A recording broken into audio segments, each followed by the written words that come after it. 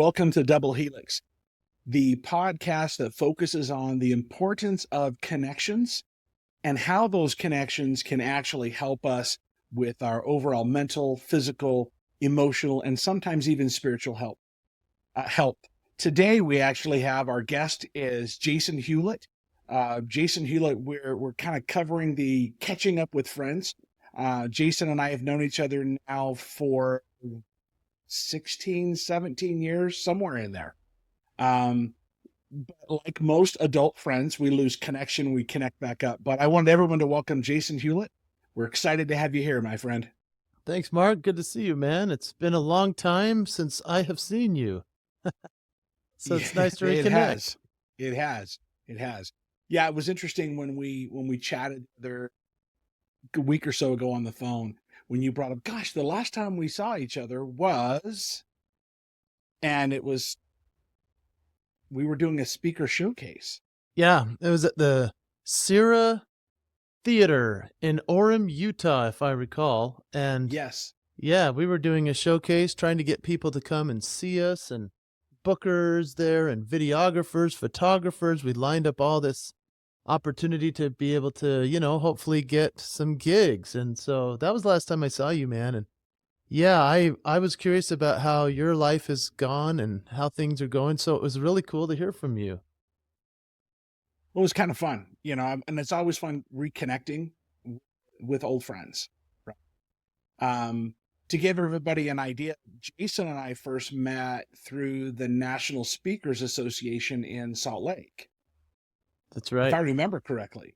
Oh, yeah. Yeah, and I remember you came in there, and I don't know if your listeners are aware of this, but the first time I saw you, you were not at eye level with me. You were in a wheelchair, and so I got to meet Mark Merritt that way, and I was like, Right on, okay, so who is this guy? What's his story?" And the more we got to know each other, I was like, "Man, we need to do some stuff together," and because you're an inspiring dude. And I was blown away by your ability on stage because you're a very good speaker and you had a great way to connect with the audience. And so it was cool to be able to chat with you and find out more about your life. And then as I saw you speak, and then you did some things with that wheelchair that I'd never seen anyone do, that was pretty amazing. Yeah, we had that particular speech for the showcase was around that.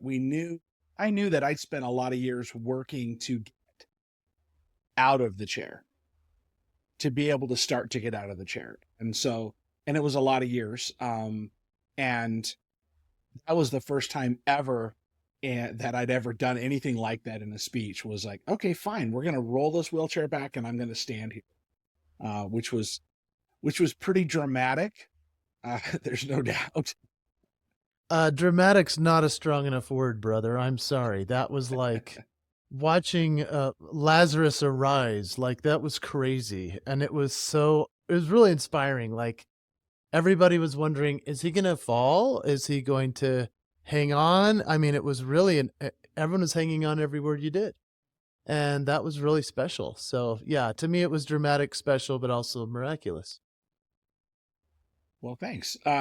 It was a fun day, definitely. I still got, I don't know if you have those anymore, pictures and videos, Jason. If not, I, I've got everything. oh, really? Oh, I don't know if I Yeah. have. I haven't seen them in years. So I would love to see them. I'm sure we've all come a long way, hopefully. Yeah, I was going through stuff a little while ago and I was like, "Oh my gosh, here's all the speaker showcase stuff." Wow. Yeah, I So, would love to see that. so yeah, when Jason and I first met, the National Speakers Association met on whatever floor of the Zions Bank in downtown Salt Lake. That's right. Yeah, it was, I think, on the 18th floor up at the very top. It was a beautiful all window surround type of a situation where you could see every part of the whole valley. Just a gorgeous spot. They met there for years, I think maybe a decade or so. Different spot now, but man, that was epic. That was a great spot. Yeah, that was a really, really great meeting space. And I had a chance to meet a lot of really cool people, someone like yourself, as well as um, I think that's where I met Mark Eaton when he used to come. Yeah, for And I your remember, listeners, they may not remember who he was, right? I mean, yeah. tell them about the stature of that man. Let's see, he was 7'4.5", as I think he called it. Um, and just super tall guy, foodie to the core. If you've never been to a restaurant with him, he was a foodie, right? And I even in my wheelchair, people used to always ask, hey Mark, what are you up to? And my normal response was, oh, about 4'6", I right? I mean, it's remember just that. that's what it was. But but normally when people are sitting down, I'm then at eye to eye level with him. Mark sitting down, there was no eye to eye level with that guy. I mean, he was still so towering high. Yeah, a giant of a man, a wonderful guy, and for sure, he passed away a couple of years back, which was quite shocking to all of us. Yeah. But we honored his great legacies in the Hall of Fame of Speakers now, and that was something that Chad Hymas and myself were able to induct him into that for the National Speakers Association. So I'm glad you got to know Mark. I mean, he was one of my heroes growing up, and then continued into adulthood. So yeah, that's cool that you remember that. Yeah, every now and then he and I would get together and we'd meet at his restaurant and we'd have Tuscany. lunch together. And it was really, really, yeah, over at Tuscany, right? And it was really just kind of a cool place to sit down and that's when I learned he was such a foodie. Yeah. Oh yeah. Because man, He that guy knew food. He it was fun. So, Yeah. and I think that's where I'm at. You and Chad Hymas Yes, and sir. Mark Eaton, and obviously there were others. Your was your brother used to come as well, Yeah. Either I'm not sure if it was Jared or Josh, but it was one of the Josh. boys. Yeah, Josh. Okay, so Yeah.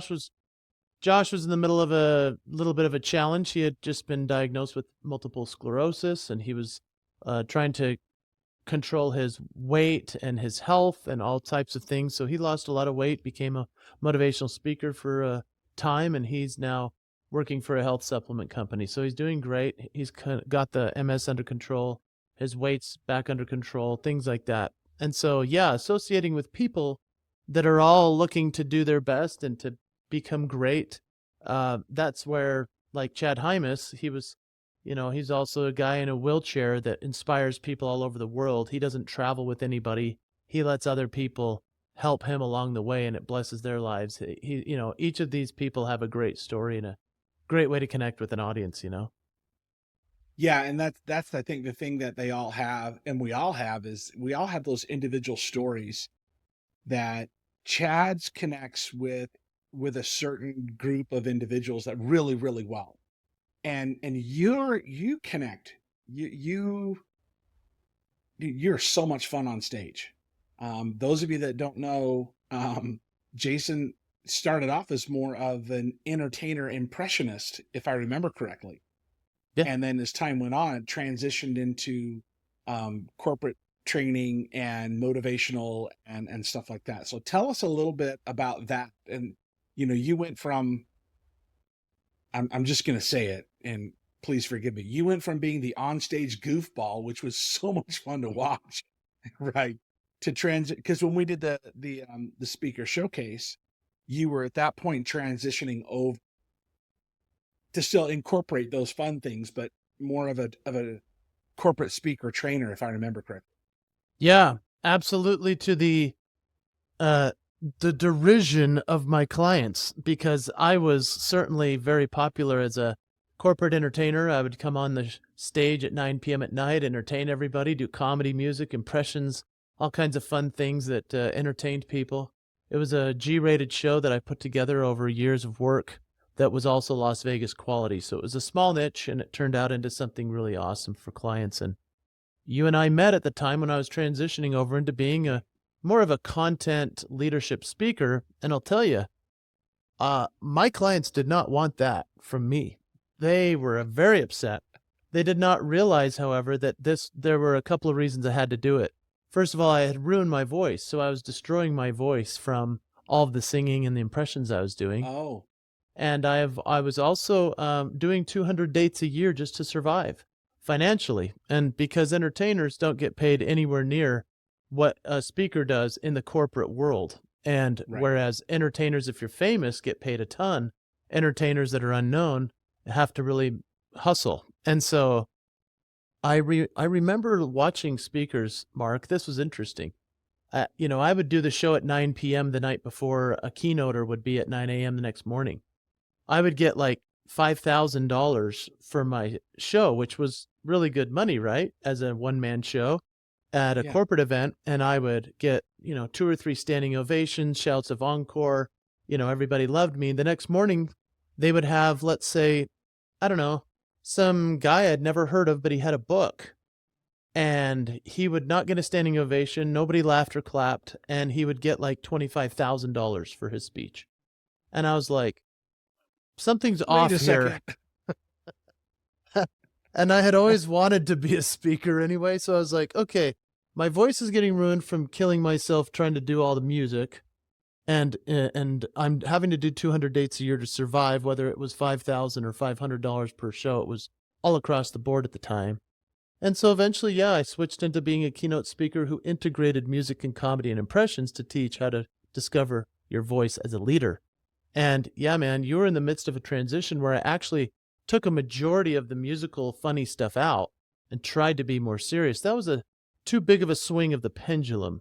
And so once I finally have settled in, now I'm doing a good percentage of music, comedy, impressions mixed with the leadership speaking, and so that it's always fun, it's always engaging, but it's also a really perfect way to connect with the audience, because obviously I'm not articulate enough to just stand up on stage and speak for an hour. So as a way to combine it all with the music, comedy, and things that I do really well, and now I speak fairly well, now it's turning into quite a wonderful thing, and I get to charge more. So that's a good thing.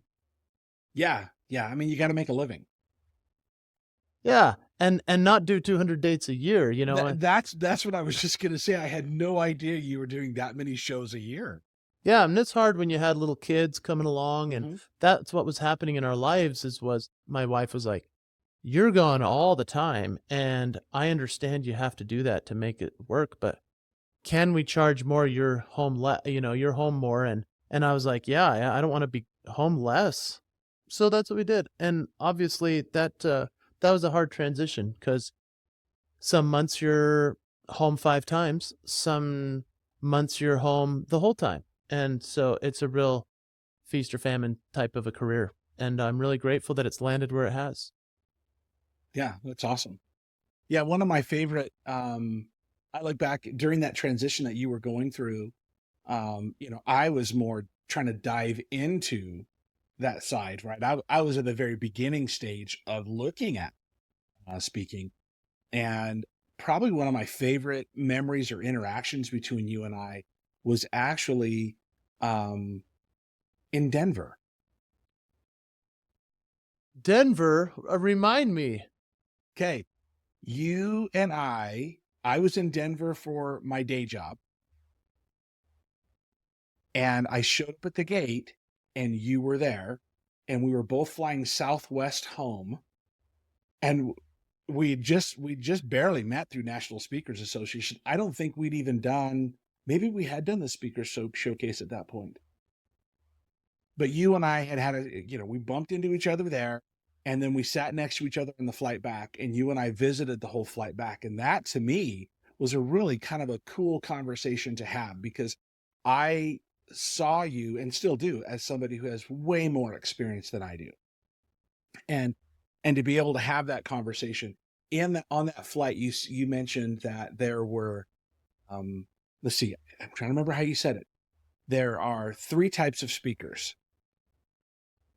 There's instructional, motivational, and inspirational. Hmm. And you go, well, he said, lots of people can do 1. A few people can do 2. And every now and then you'll have someone that can do all 3. And on that flight, you looked at me and went, Mark, you have all 3. Because every time you get up and do stuff, you're all 3. I thought, no way. I'm just some dude in a wheelchair.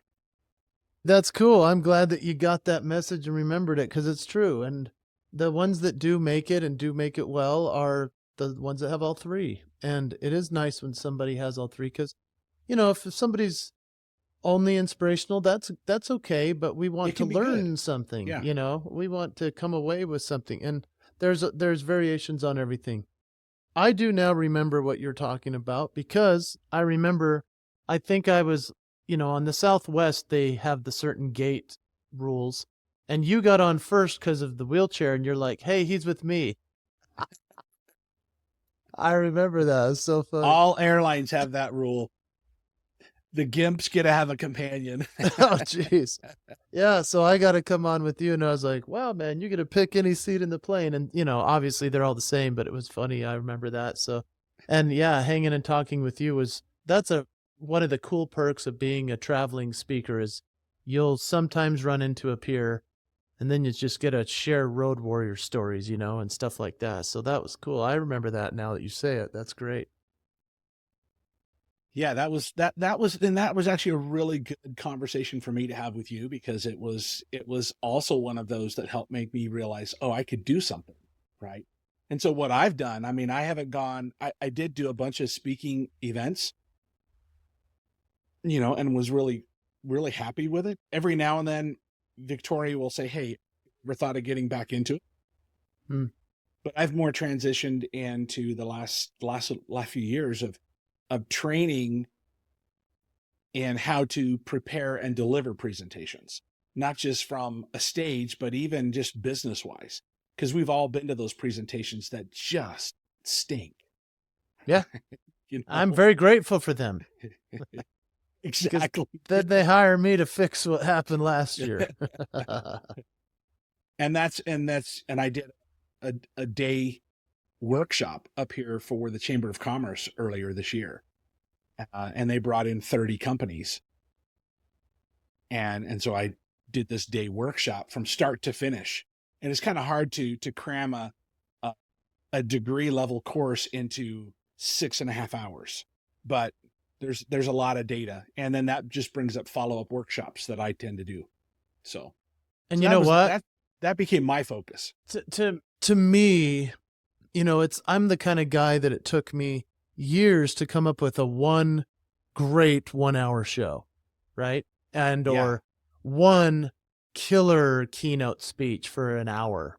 And then to compress it into like 45 minutes when the client needs it, or to expand it to 75 or 90. So when I hear 6.5 hours, I'm like, oh, and what I appreciate about watching guys like what you've created is to say, how can I expand upon the intellectual side of things that I would be teaching as a keynoter, and be able to spread it out into a hour-long workshop that's separate from a keynote, and then eventually into a half day or a full day. And, there are guys that never figure that out or never decide to do it. They just go, I just want a keynote. I want to speak for an hour. I get paid the big bucks. And then there are guys that say, if I do a good keynote, I could do a longer workshop. I could sell coaching and consulting and books, and they make a whole lot of money on that too. So yeah, there's different variations to it, which is awesome. That's the fun part about the career. Yeah, it was oh, I'll be honest, it was a real challenge to take what I know and turn it into a 6.5, 7 hour day. That was, I don't know how many hours I put into it. It was interesting. I sat down. Usually when I start one of these sessions, I'll ask them, for today's session, how many hours do you think I did in prep time? Hmm. Well, Nice. how much? Because you have to realize, if you're going to give a great presentation, there's prep. Even though you spent years honing yours into a 1 hour show, right? And so I asked them, how many hours do you think it took me to get ready for today? And it's fun. Some of them go, oh, 20. I mean, thinking, wish. Right. Yeah. And they're all shocked when I tell them I spent at least 100 hours getting ready for these 6. Yeah. And they're like, really? I'm like, oh no, really. Every section here, I spent hours and hours honing and figuring out what I'm going to do. Because when you do a session like that, and even when you do the shorter sessions, you need audience engagement, right? Yeah. And so in a training, you're doing audience engagement throughout. I did one this year for the first time that I'd never done before. And everyone just raved about it. Oh my gosh, I got to use that in my next company meeting. I'm like, Yeah. okay, cool. Quote me if you want to So give me credit, but thanks. yes, Yeah. exactly. Hey, but you know what? That's fascinating to think about. I love that question that you would ask the audience. How long did it take me to prepare for this presentation? And, I mean, we could go extreme and look at the Olympics. You know, Yeah. every 4 years, a girl gets to do a flip. I mean, how many years did she prepare for that flip? How many hours did she practice that one flip? I know. It's like, dude, you don't even consider the fact that these things are so high level. And I, unfortunately, last week, a dear friend of mine passed away in a tragic accident, and his wife, she called and said, "Can you sing at the funeral?" And I'm like, "Oh man, I mean, that's the honor of your life to be asked to Yeah. sing, and so I'm fishing around trying to figure out what song that her husband loved the most, and I found it out from a friend, and I was like, "Okay, I'm going to do that song. I've never sung this song before. I've heard it maybe once or twice. It's not a hymn that would be sung in a church funeral type of setting." So I was like, "Okay, I'm going to learn this." I'm trying to play it on the piano. I'm trying to figure out how I can make it work. Here we are hours into it. I still can't get it. I call my friends who are in a band. They come together. I have the wife of the friend. She says, "Let me sing with you." And I'm like, "That would be amazing." And now we're like 10, 15 hours probably between all of us practicing For a for two, a 3 minute 3-minute song. song, you know? Yeah. So think of the prep of just a song that you would sing for one time at one event that really matters a lot. And I'll tell you, yesterday, when I stood up in front of that audience and that grieving widow and her family, and all of them but her had no idea I was going to sing this song. The whole audience, all it said was "musical number" by Jason Hewlett. And as I began to sing those first words, that was the most important song in their family's life. That's what we were waiting for. And everyone was sobbing, and that's what you wanted, to help them heal, to help them grieve, to help Right. them be Yeah. inspired. And I was like, that's why we just put in probably 20 hours of work for this 3-minute song, and it's all worth it, right? Yeah. That is cool. Yeah. So, But yeah, you're grateful right. that- It takes so much time to get prep work to make sure that you're doing stuff. Yeah. And that's the best So, part, really. If you don't like that part, then it's going to be tough to be an effective speaker or communicator. I feel bad for the people that jump on a meeting and haven't thought through one thing they're going to say, or don't have any slides ready, or don't have any reports to go. And so it matters whether you're on stage in front of people or if you're on a Zoom meeting with the latest, update on your Monday morning call. right. Yeah. So think back for me, if you would, and I want you to think back to, well, you mentioned you've had shows where you've been given 2 or 3 standing ovations or whatever. Tell me about one of your favorite shows you've ever done, and what that was like from being on stage and the connections that you were able to make. Well, there's so many shows through the years. That's a big question. I mean, if I were to go way back in the recesses, I would say some of the best shows were where we would, instead of doing corporate, which a corporate date means the check clears, that's awesome, and there are people already there, so they can't leave or their boss will see them. That is And so so true. that's a nice situation. The reason I'm sharing that version is because then there's the flip side, which is I can go rent a venue and I can try to convince people to come, and they have to pay tickets to see me. And and then once in a while you get really lucky. The venue calls you and says, "We want to have people pay tickets to come see you, and we'll promote it for you." That's the best one. And so Yeah. last year I had the opportunity to finally have that happen after I've been retired from doing what I would call public shows, which is where you promote yourself to the public to come and see you. I hadn't done that for about a decade. And there's a theater in Utah called Hale Center Theater, and they're Great based in theater. Yeah, they're the Yeah. best. I really think is the best theater there is. And for them to call me and ask me to come and do a presentation there, they didn't want me to be a part of the musicals or the plays that they already put on. They wanted to try something new, which was the Jason Hewlett show. Well, I mean, like I said, Mark, I've essentially retired doing that stuff because it hurts my voice. But I've figured out through the years that there are things I can do that don't hurt me so bad. And so we came up with the concept to say, what if we did like 40 minutes of Elton John and 40 minutes of Billy Joel, some of these great hits that everybody loves. We put a band behind me. We do production and lights and all the beauty that Hale Center Theater can. And then we integrate some of my stories, some of the comedy, other things. Mark, this was one of the best experiences of my life. To have a Cool. theater that wanted me to succeed, Yeah. instead of just like you remember when we did the showcase at the theater. I mean, it was like we rented the space, we showed up, we were lucky to get lights or sound. We were lucky to I It think was we had to so set up true. our own projector and We our set own up our own stuff, screen. and you know, our close family and friends were in the audience. That was the audience, right? Yeah. Yeah, and we just used whatever the backdrop was, which was probably like Peter Pan or something. I don't remember. I'll But, have to look at the pictures. I'll send them over to you. or maybe we just had the curtain behind us, which is fine. But imagine having a theater say, we want you to succeed. We're going to bring you in. We're going to figure out all of the beauty to make it look like a Las Vegas production. And we're going to promote it to all of our people. And all you have to do, following. Yeah, they sell out every show. And so they're Yeah. like, all you have to do is show up and be awesome. And I did. And it was amazing. You know, when you were saying you were you're doing these segments of Elton John or Billy Joel and telling stories, it makes me think of a singer songwriter that my wife and I just love, and that's Skip Ewing. Skip Now, Ewing? I don't know Skip Ewing. Ewing. Yeah, Skip Ewing is a country music singer songwriter. He has written songs for like Clint Black, Jason Aldean. I mean, #1 hits. Right, the guy's Wow. super talented.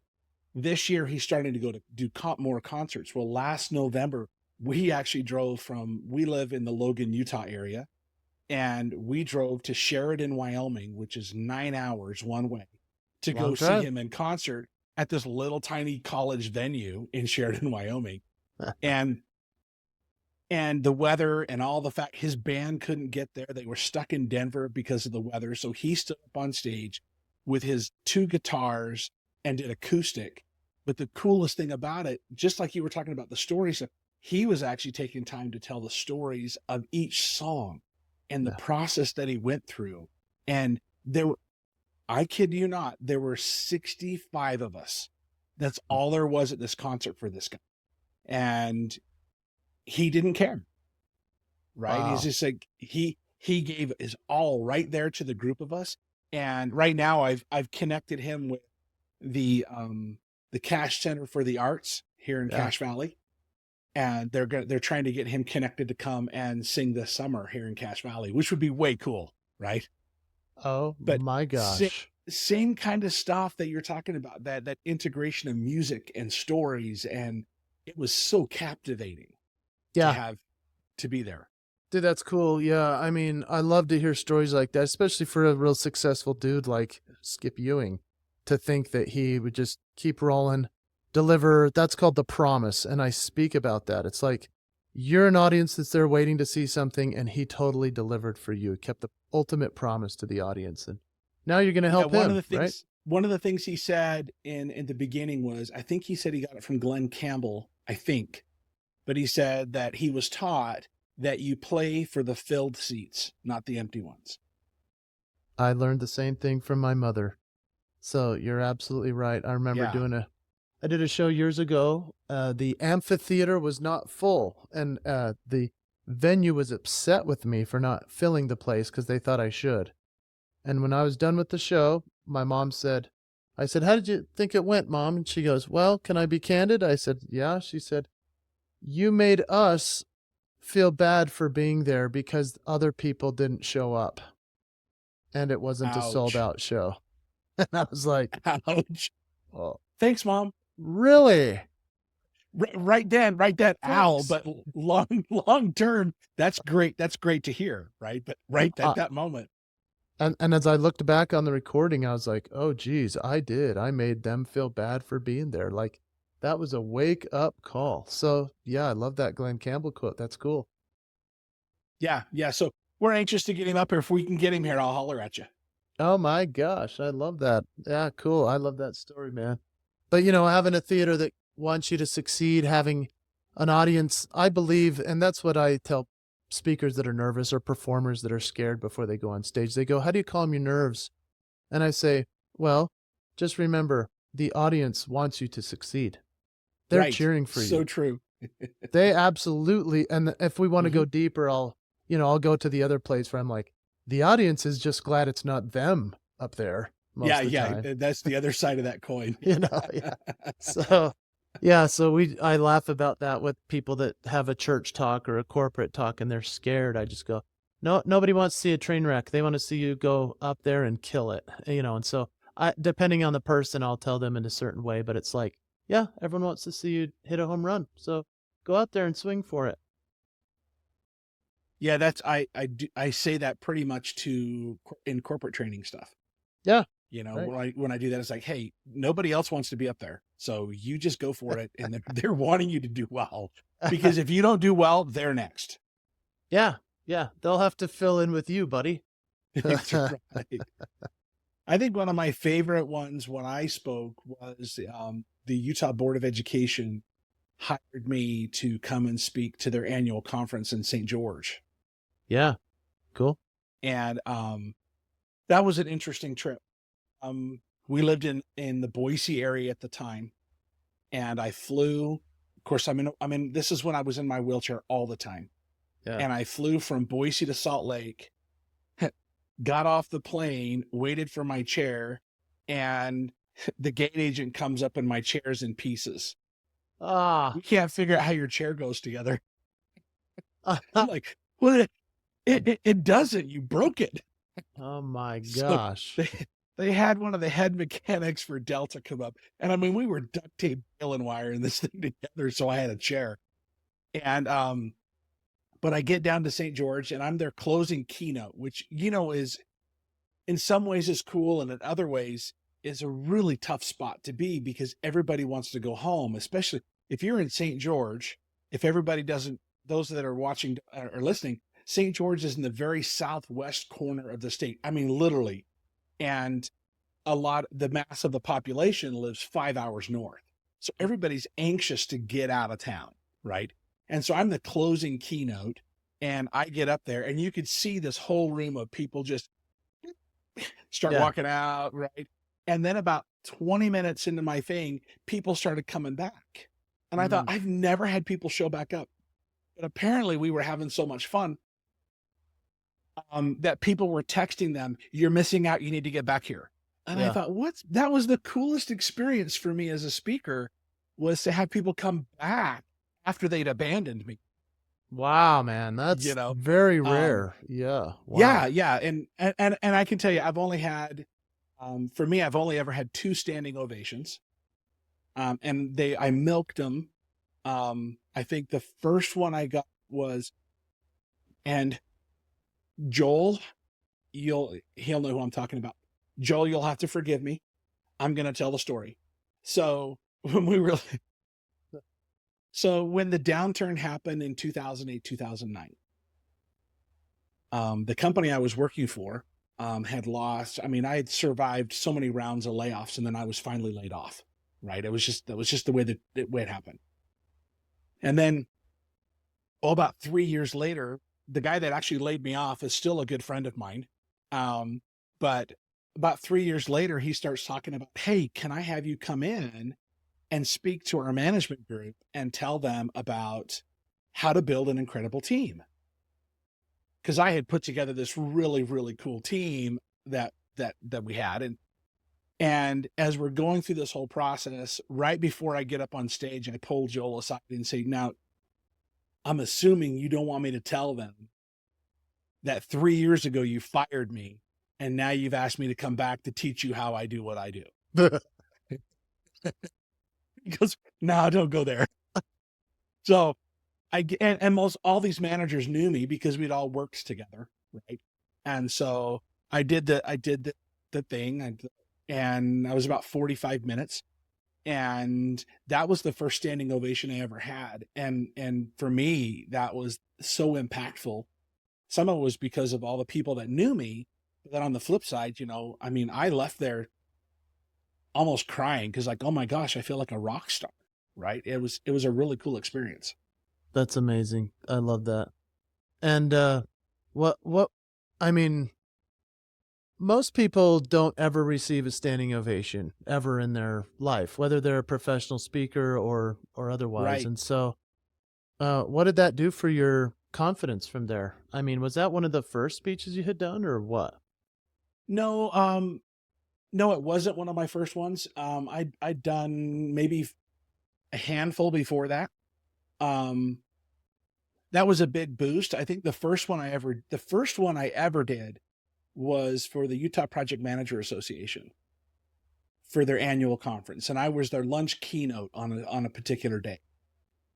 And You got a that's the standing first. ovation at a lunch keynote. No, no, no, no, no, no. I didn't get a standing ovation. I No, was like, not from Utah Project Managers. I I'll was have to. like, That would have been way cool. what on earth are you talking Why? about? Why am I not doing that more often? Right? Yeah, like you are the No, no, no, linchpin. no. Okay. No, they it was that was the first time I actually I can tell you, I left that event and I told my wife, I said, if this is what it feels like to be a rock star, oh my gosh, right? I wasn't a Mm. standing ovation. It was a really good, it was a good presentation, had a lot of good interaction. What the focus of that presentation was to focus on what we can do, not what we can't do. Nice. Right. So dealing with me being in a wheelchair and with my accident, I could look at all the I can't do this anymore. I can't go archery hunting. I can't sneak around in the woods like I used to before the accident. There's a long list of I can'ts, and so the focus was what I can do. And after the event, how many people walked up to me and were like, "Oh my gosh, this is so impactful," and I was so stupid at that point. Someone walks up and goes, "Oh, you're such an inspiration." And the stupidity on my part, and my wife's corrected me since then, I'd go, I hated hearing that. Mm. Because hearing that to me was, oh, I'm an inspiration. So what have I inspired you to do? Mm-hmm. Right. And instead of accepting that and saying, thank you so much, being gracious, I would challenge it and say, okay, what have I inspired you? Which was the wrong thing to do. And I learned that as time went on, right? Yeah, you're right. I probably shouldn't challenge them on feeling how they're feeling. And but I had one guy walk up and he just tears in his eyes. He hurt his back. And all he'd spent the last 15 years doing was, I can't do this and I can't do this and I can't do this. And he'd never thought what he could do. And he said all this. And so all of a sudden his life had changed because now he could look at something different. And to me, that whole room of 500-600 people that were there, they were all gone away. It was this one guy that impacted me. It wasn't just me, him, it was back to me. And so, that I went, oh, this is the coolest to be able to have some kind of thought and impact to help someone. That's amazing. I love that you had that experience, and I love that your wife set you straight on how to accept the compliment. I'm the worst. I'm just going to say. Well, what's interesting is, as a speaker myself and an entertainer too, as an entertainer, I wanted people to come up and love me, right, and hug me after the show, and I did. That happened a lot. Then as a speaker, people would come up and they'd say, "You're the funniest person I've ever seen," or that made me laugh so hard. And I started taking offense to that because I was like, I wanted them to be inspired or to have learned something. Right. Yeah. And so eventually I had to stop challenging them by saying, well, I'm glad it made you laugh, but what did you learn? It was like, So you were doing the same thing I was. I was doing the same thing. And nobody told me that I shouldn't do that. I would usually have it recorded with my phone in my pocket, the speech, and then I would listen to the interactions after. And I started to realize, you know what? If they're there to learn something, they'll get it. And if they're there to just need a laugh, that's what they needed. And if they're going to be inspired, they'll be inspired in some way, somehow, somewhere because of this moment. I don't need to challenge that. I can just say, oh, I'm so glad that was the goal, or I'm so happy for you. Thank you for sharing, It's become a real interesting thing to not deflect the compliments and to not challenge and try to force them to have the response and reaction I want when they got what they needed.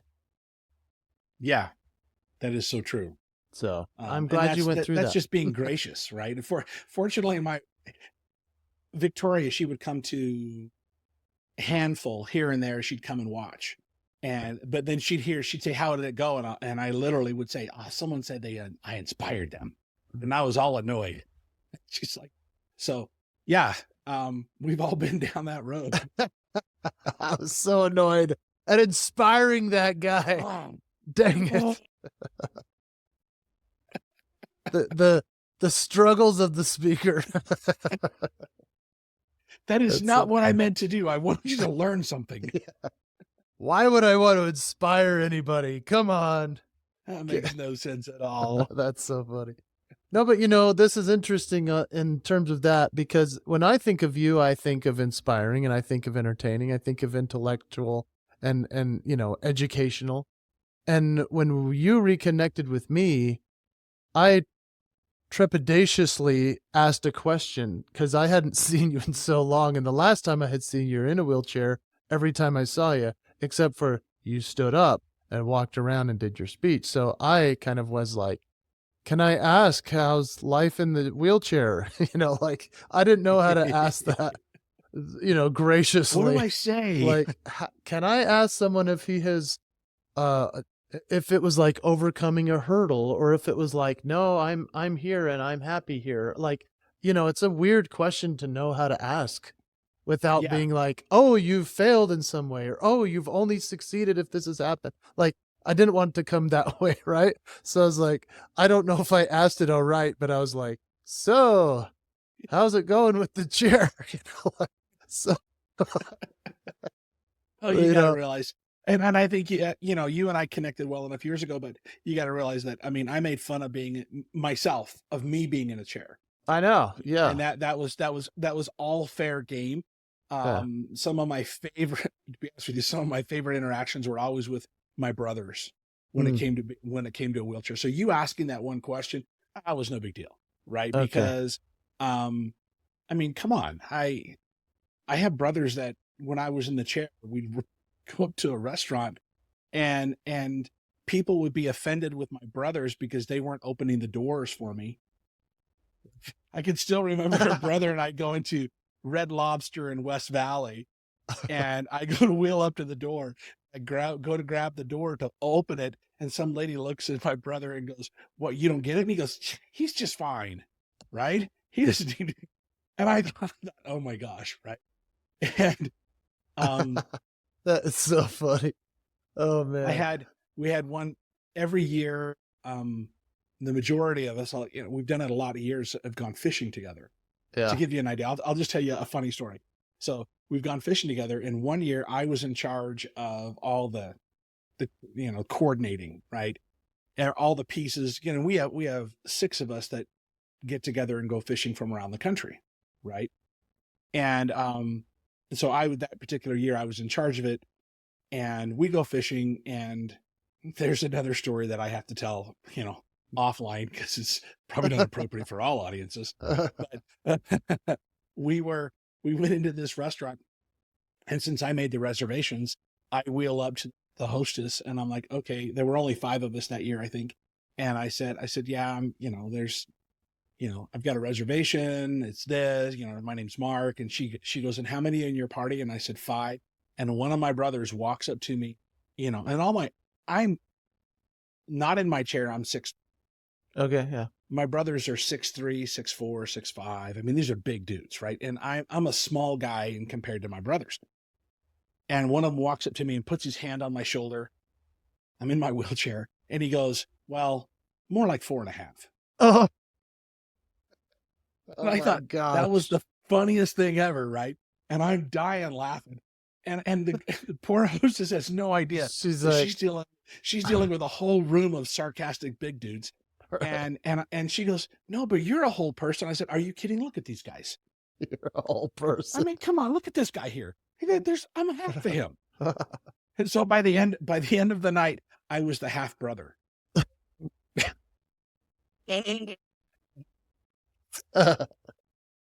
So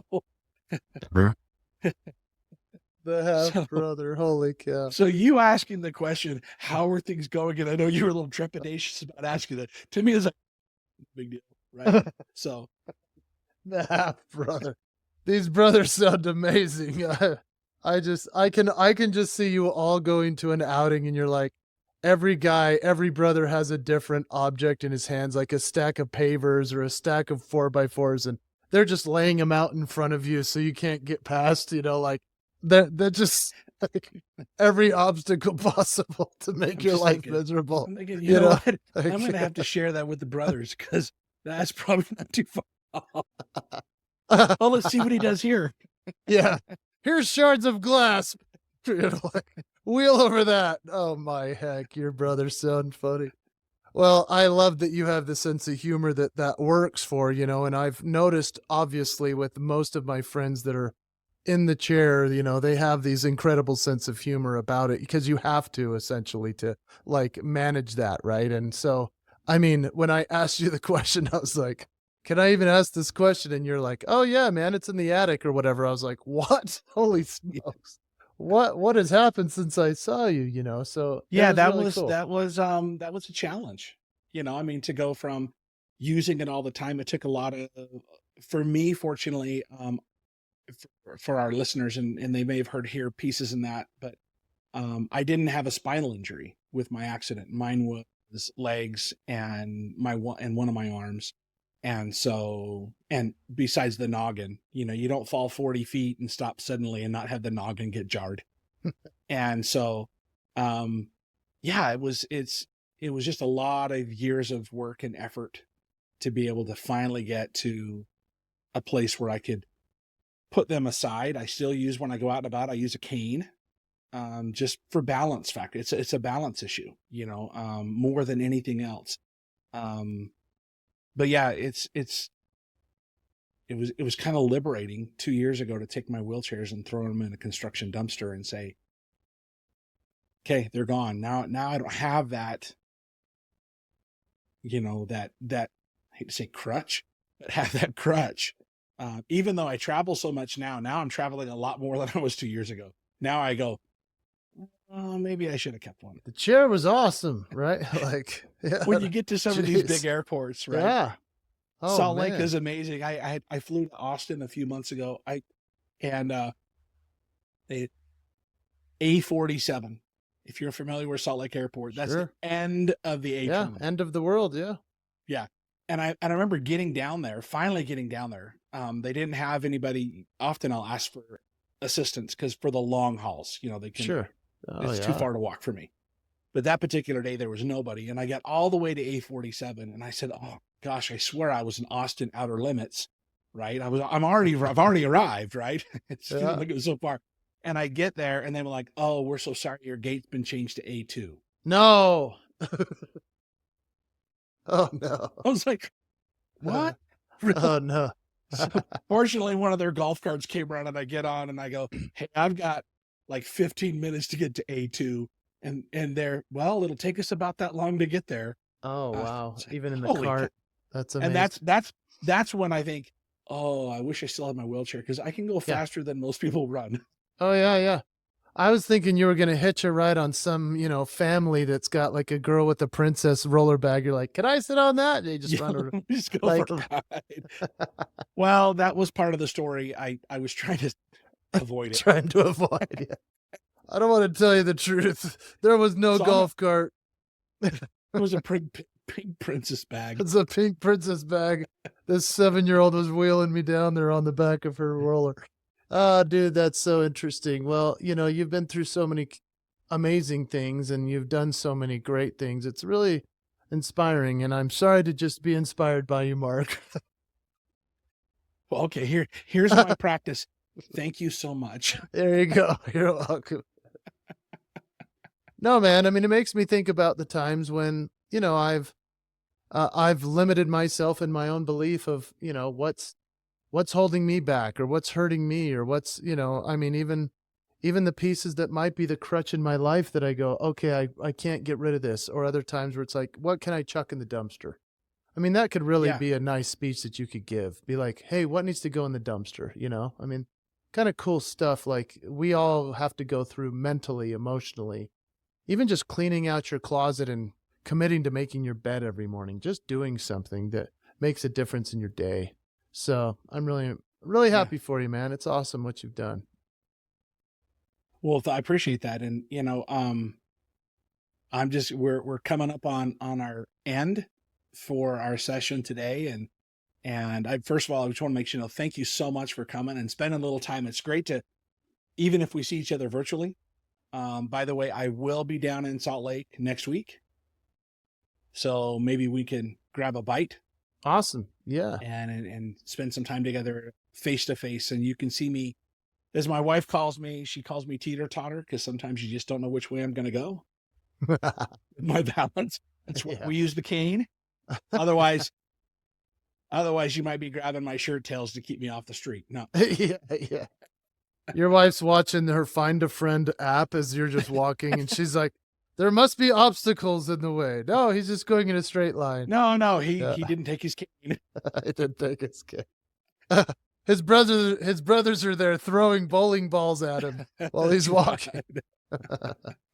Oh, dude, it's good to thank you so see much, Jason. It's so good to see you and good to have you on today. How does anybody get a hold of you if they want to bring you out to speak or share your side, what you do? Yeah, I'm mostly on LinkedIn these days, so LinkedIn is the best place, but also jasonhewlett.com is my website. And I also have a book called The Promise to the One, which is on Amazon. I'm sure there are plenty left, but that's a You know what? Speaking of that, then I'll It's a go. good thing. I'm going to go over and order one right now. Oh yeah, well I appreciate that. It's a good book. It's Absolutely. about keeping promises to yourself, and here it is. Yeah, I got it right here next to me. Okay. So it's a nice. And now that I see what it looks like, I will make sure I go get that right now. I appreciate it, man. That's very cool. So yeah, I hope it inspires somebody, and if that's all they get, I'm happy with that. No. All right. Thank you very much, everybody. That was Jason Hewlett spending the day with us. It was awesome having you, my friend. And we'll connect hopefully this next week. Okay. Thanks, man.